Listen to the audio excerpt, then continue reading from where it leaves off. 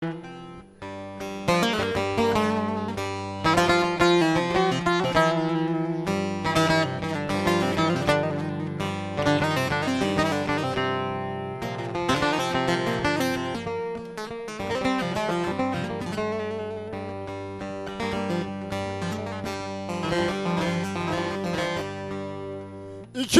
dar geldiyse soysun senin olsun Ankara.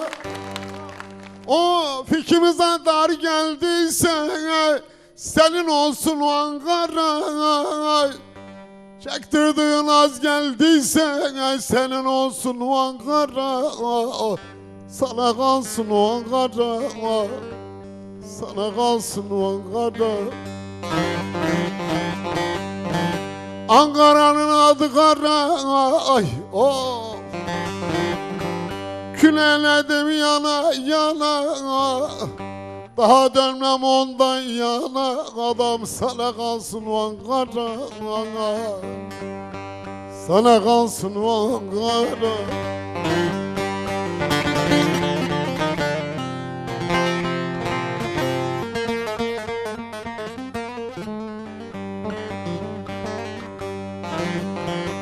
O dağları, o taşları, gelmeden göl başları, ay, kurumasın gözyaşları, nedem sana kalsın Ankara.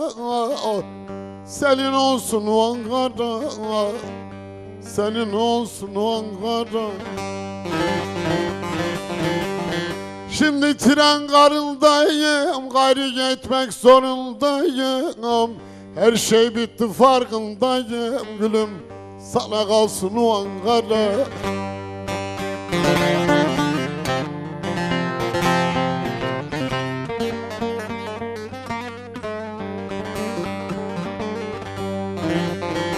Kız oltum nasıl güleyim, hangi bir mağazayı sileyim. Eriyorum direm direm adam, senin olsun Ankara. Sana kalsın Ankara, senin olsun Ankara.